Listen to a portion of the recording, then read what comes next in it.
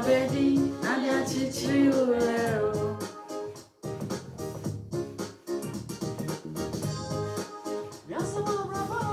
Yesani penyesike. Mami emara wo sewa. Nadia chichi ureo. Watu mami bedi ana matu tunyanto ya senyami bie wo yefunu mu a so mami bedi na me ame ye obampo matu mi mami bedi awo ya ebio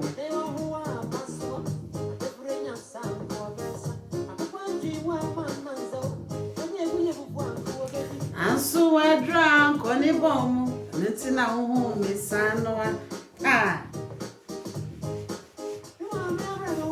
Sani obata bia brane ba nka no kasio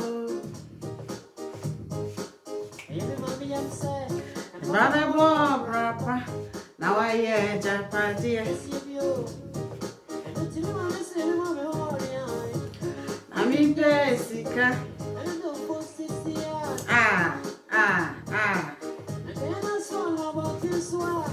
Aboni dia kase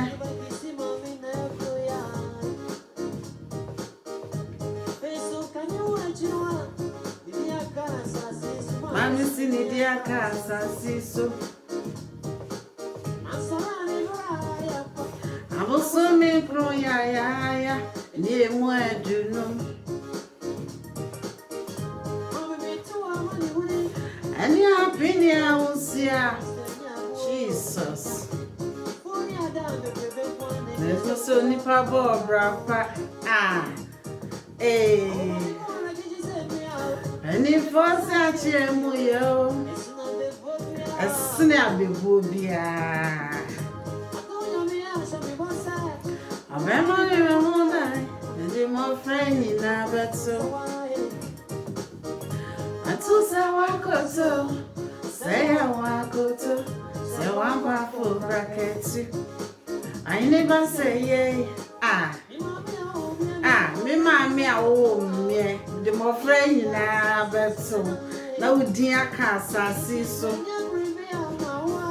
mami hawo beto abedi na dia chichi ureo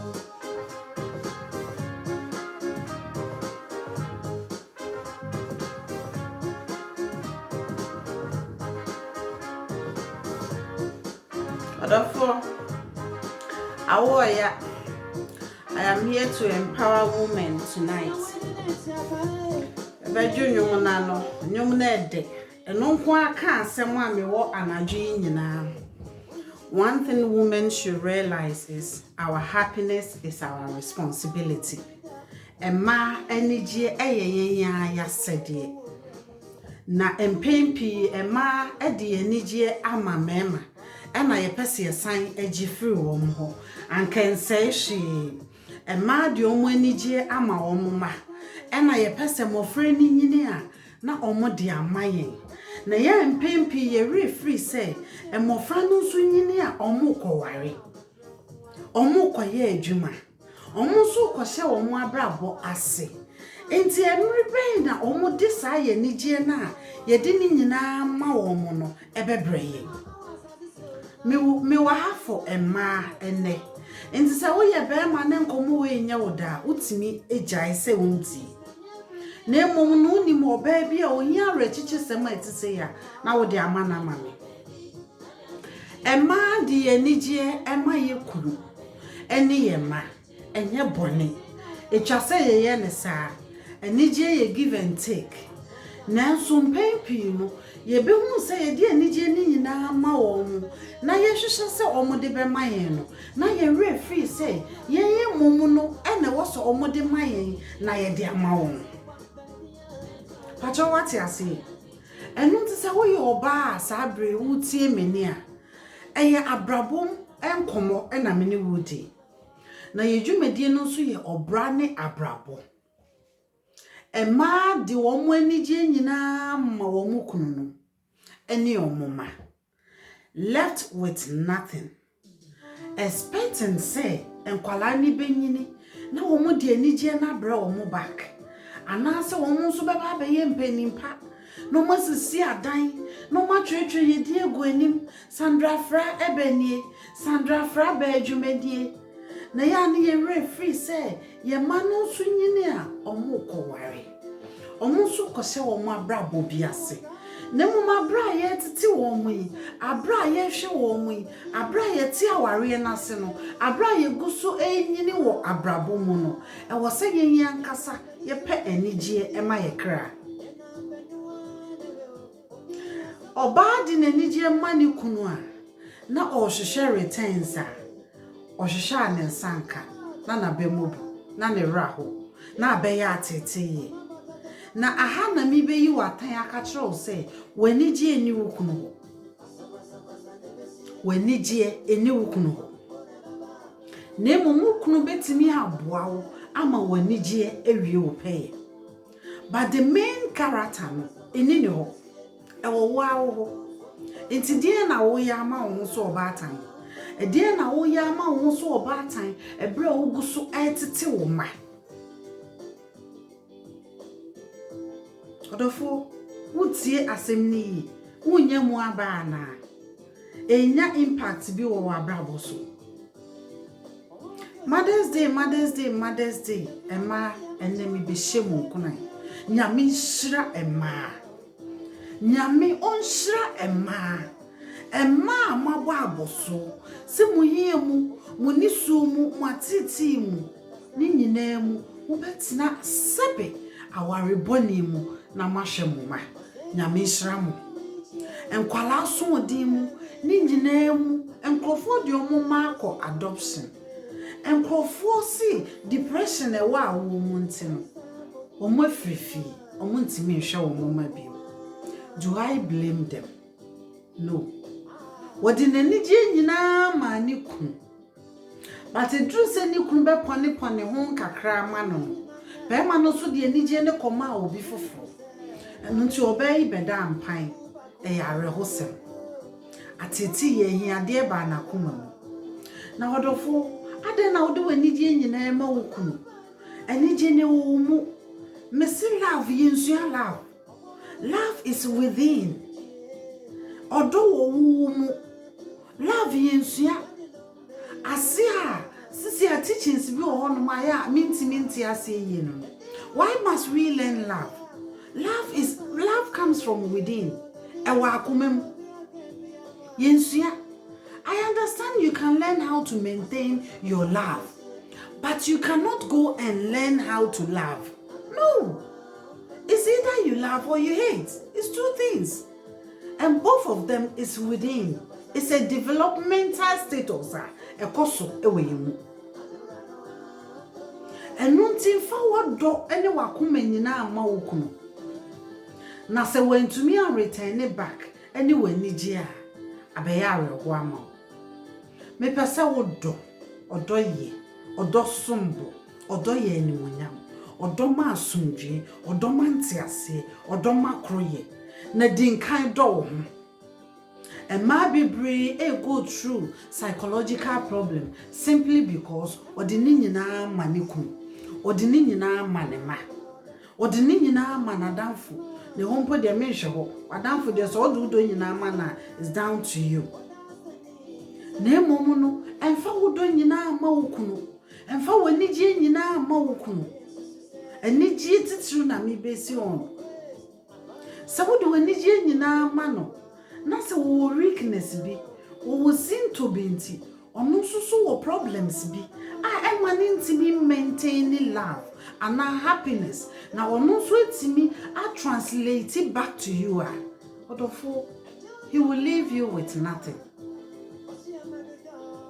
This man will leave you with nothing. Where's now wo petie no e wo wa ho na da na je so ka kire ne se won san kan kire and they ka kire wo. Love is sweet. Happiness is something onipa ntimi mfesika nto eno nti no entitiye bi ma yen se ampa se wo pese wo ba enso nyini be ye panimpa e wo se wo ma no wo kire ne senia obeye happy Money happiness. Introduce happiness to your own children. But Anka say, empty your happiness to your children. No. Pass them happiness. Give them happiness. Give them love. Give them grace. Give them abundance, peace. Don't empty all you have for them.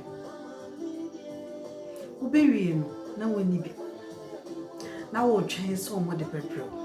Ahana wo fo bebre omuma ekwa aware na afi omo so person mo kotina aware no bi because afi na ka edru ne harvest time afi no no so ka ye otwa brama no na otwa bre nso na obi nso ba betwei eno ntina ase wo ne na se adane akrafo odofo nyame hya wo se wo ye oba na nyame onkoso anya okese se wo ye oba onkoso ama wanigi a wohia wo wabrabo mu sene ebeye a wonye firi moto na sebe yare bi metena wo nipadua so esanse wo de wanigi nyina ama wokunu ene wo ma me flowers a ebusua di ma me neni nye mfeni mu na meye me de chiro me ni wo nyina ade a me yonko ba ne wo eno ti me wa ade a wo de bi happy Mother's Day to you nyame hira wo ba Erade ma wa wo munye nshira tumi bi edi wa wo so se ma wonya wo mu animonyam onyame strike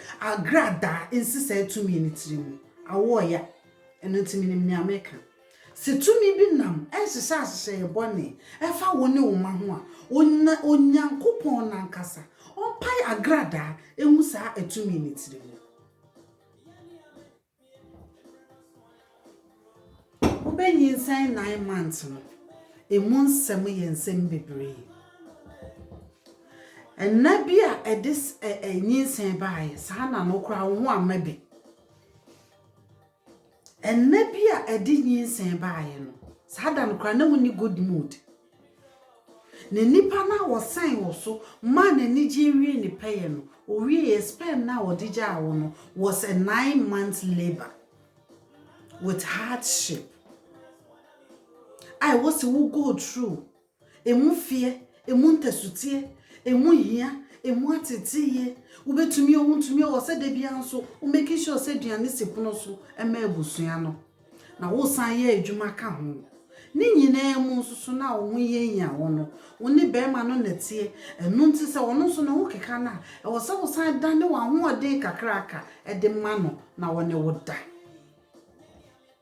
wo san suro so obi beje wo ku odofo nyame nhyirama nyame nhyira emaye mu ade nyame nya emaye mu ade akese mede me se tumi yefunu so se ema biara o mu beti me ne wo sa kwan wo so na na nyame onfa ni tumi mo sa ma ne ho ban na onfa mo wo mo ma ho ban na onfa mo wo na busua wo mu kunu no mu nyina ho ban e wo Yesu de wo baby etumi bi e de wo ma etira akose sa wodi kosua ne kose ya ye kura kosua ni bi wa sa wodi nsuo ene se kobo wudua ye kura nsuo ni bi wa sa wodi nsa ene kobo wudua ye kura nsa ni bi wa nsa we kura de obi eso ane no atutuo enye tuo kese ayeto na akoba bia obonefo de nsa ekotu utire so nsa ene wo ma etire so nsa ene wo kunu etire so nsa se enkofa asotwe ohaw amane ni suo ni ateteye ene wo hia emra wabrabo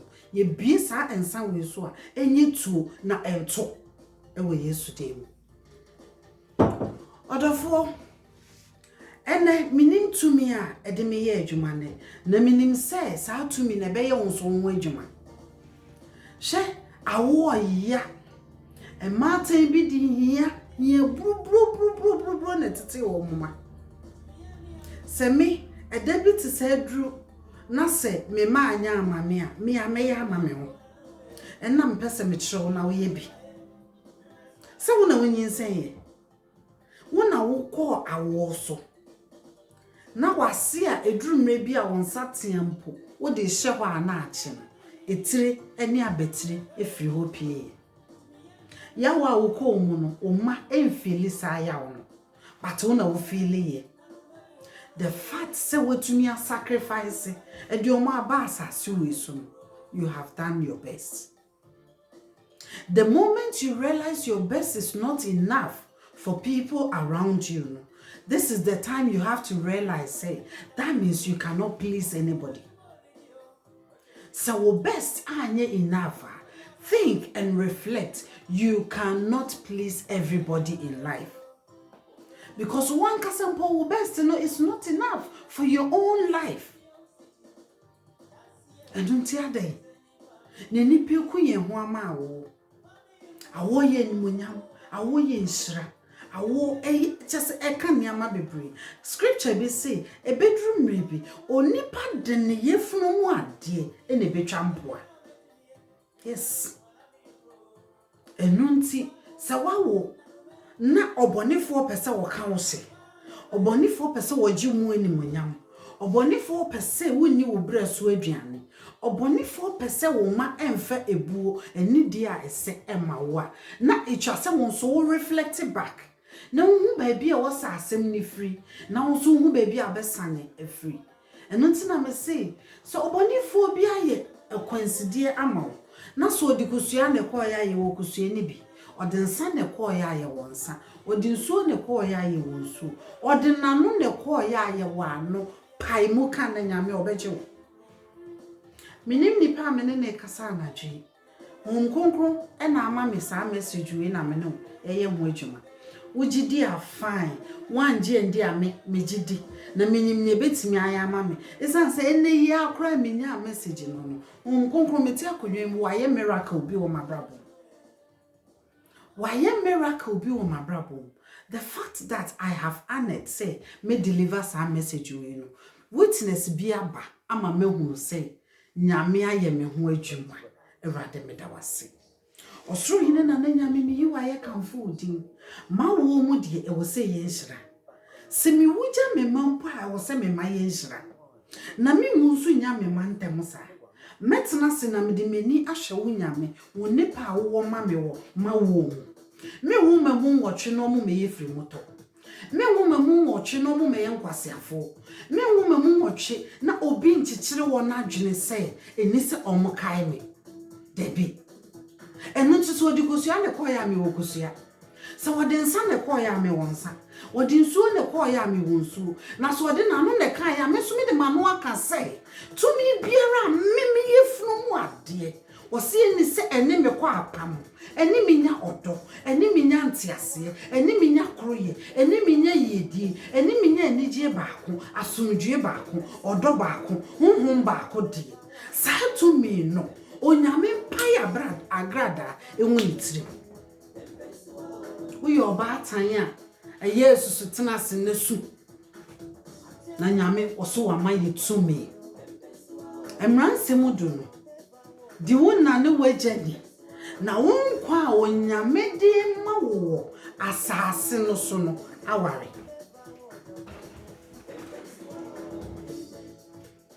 Exodus 20 verse 12 ta memoade a yenkan osi di wona ene wajani na wona aware asase a Awurade wo Nyankopon de eri ma wo ewa asase di wona ene wajani eye order eye authority eye command untumi nsesa no you must just obey osi Awurade de eri ma wo nche so nyamfa ma wo enti accordingly how you go about your parents no, that is the length of your life. Enunti mesumi obatan me pese me medi mini me pese me manya nkwa na eware wa asase so na den na meya me mabenya nkwa na eware wa asase wi so wo se mesumi ye mafamu de se enna ahonhom bebre na wa asase wi so na ahonhom bebre so na nyame ama yetumi didi wo mo so onyame nhira wo se wo ye oba se woni mi akwa apam ba akodi ade bia medisa niama medi a kire wo yibeye onyame fa eho ahoden ma wo onyame fa eho tumi ma wo onyame fa eho nyansa ma wo onyame fa emu nhira ni bi ema wo onyame fa emu nepa ni bi ema wo esan say wose ne aya chichire wo asase we so wa chichire wo so onyame shirama onyame nye meyi onyame nye ema ebisade ema wo odofo ebra wo guso hwe wo ma no wan so hwe wo wai na se ne wo peso hu ma da achi se wan hwe wo ho a wo so hu no bi o ma no kro peso hu se ma me ho ofe ma me siesie ne ho ma me di ne ho ni ye ma me ni we are proud of se wo ba mpese wo be fa no school ya hwe wo ho siesie kwan ya wo fa so approach school no ma me ade minim sa ho kire wa abatan yem afem me kutankwala nso edurumre bi a na me wa ho kire mu pa nso na meti abrochire mene me ma ya ye homeless da ye homeless sese bi yekoda abonten but it came to a time na me hu ye ho say ye homeless but God accommodated us odofo enye sebe uhu say Sandra metimi abegina wani ma me better than you far from it say you depend ni people to mo dia and you may be even better than me. Now I refuse to go the level of the evil. Me person me ko Satan na ase nti se Satan twen se me ba ne nan ase a obetwen ya che so obonifo a opese wotutia me e wo machi esi me meba ne nan ase dia oh he has a long way to wait na emomu no nyame na amaji na die na wotimi de mi akwa awo so mako mpre nwotwe no san nyame no megidie woni mu se onim ni a wode mi be eni ntse me ntuma ye ba ko a mesi ahata na masen ya faahye me pito ye ba ko a me make sure se mesi amere ni ye na ntete me brazy aye ba ko a me make sure se me fanje eja ankwala so na ochina wo mu di braid akotwam nti sa mekọ na se de me no fo ategu empare wo so nti misrawo ebra wo guso hwa wo ma no wan so peja wo kakra sisi wo hu ye na wani je ni wo kunu ho wani je ni wo ma ho enu nti ye hwa sa ne ama wo nyina yi di nti a me ba enwumre titiru na mabeka akiro no bompa ye kutia wo ma se enkuntia wo na bompa ye a ekutia wo na esoritia wo no so se onyame apra na nti mu wo mutirimu. Oh yes, when persuasion fails, force must be applied.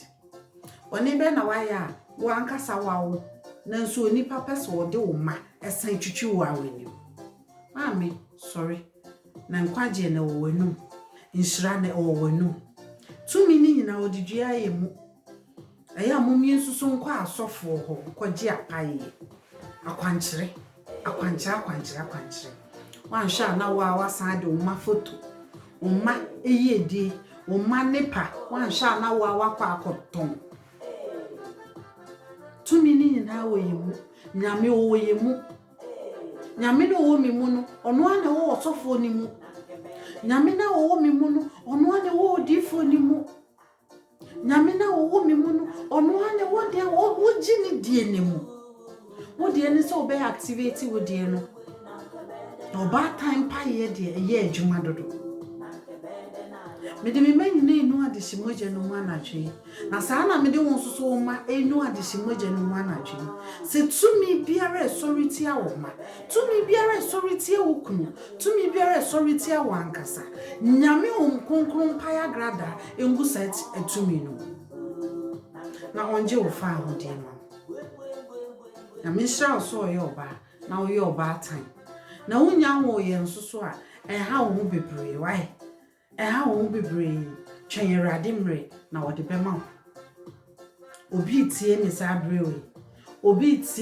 brewe na minim se afisese menini mienu ne be sentuma fufu na yaka se Ebeneza na wode ya bedre odofo sa wo hwehwe ye fundi a grandma young lady make a chiro se afisese wonso bewo enti nkwa abosume ho ansa enko se foundation na nyame wo ma wo enko contaminate no na nyame otumi ade nyina aye